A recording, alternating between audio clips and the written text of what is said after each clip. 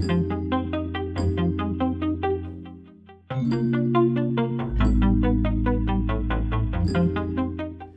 to another edition of the Touchdown Club Coaches Show. Coach Masella, Max Rottenecker. Coach, you've had the bye week, time to rest up the bodies a little bit. How is the team after some rest going into the week of practice? Yeah, I thought we had a good week of practice. Last week we practiced Tuesday, Wednesday, Thursday.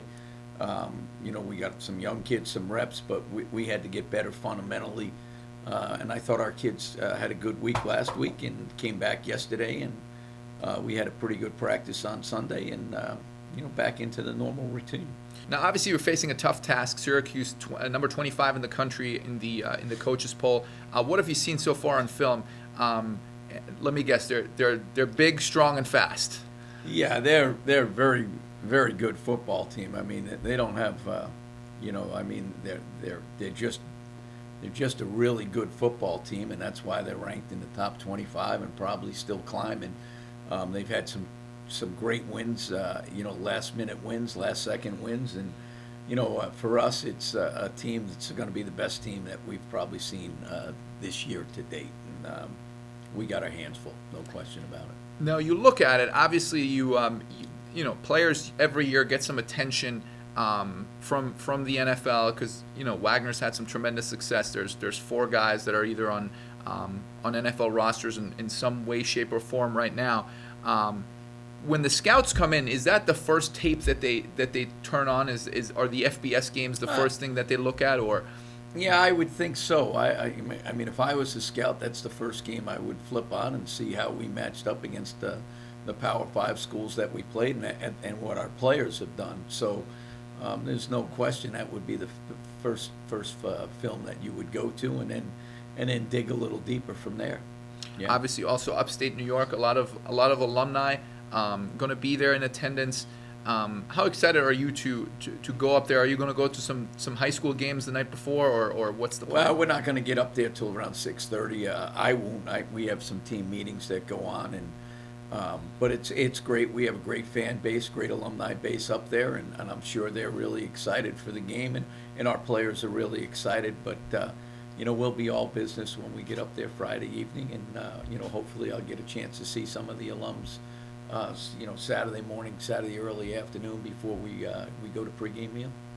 Now, looking at the statistics a little bit, one thing that stands out is the team. Your team doesn't commit any penalties. They do, but to a point where you have the fewest penalty yardage in the conference.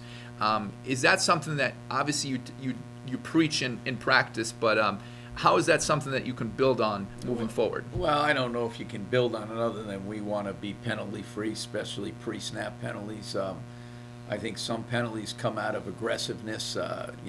We played pretty clean games up to this point, and I think we emphasized it because we were one of the most penalized teams a year ago. So, we've done a good job in that area. We've faced some really, really good teams right now, and our job is to get better each and every day and each and every week, and I think overall that's been the case. I thought we were a little beat up going into St. Francis, and they kind of out-hit us a little bit. We were nicked up coming out of the Rutgers game. Fordham's turned out to be a really, really good football team. Rutgers is 3-1, and St. Francis is 2-2 and playing well. So for us, the first month I knew we had to, concentrate on getting better and coaching our kids hard, but improving each and every week. And I thought for the most part we've done that.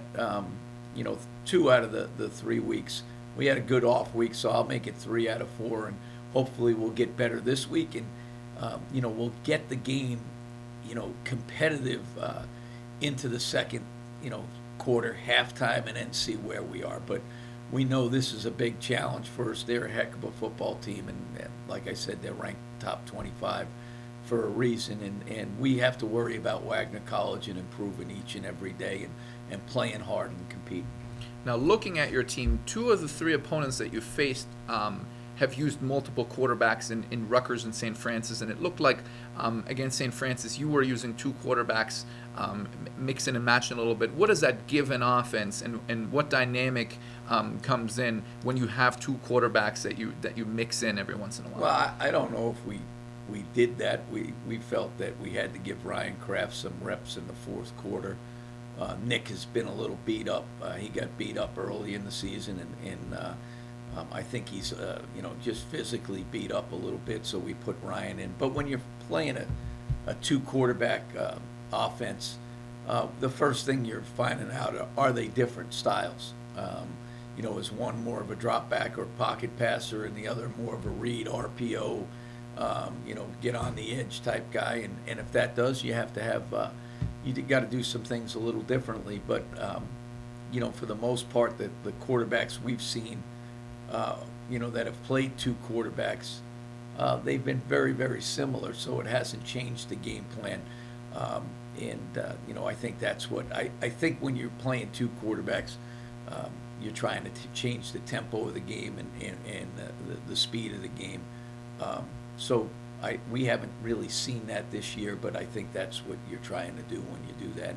And in this day and age, you need 2 quarterbacks anyway, so you might as well get some of those guys reps, which we've done with Ryan a little bit. Probably we'll do a little more this week as we move forward.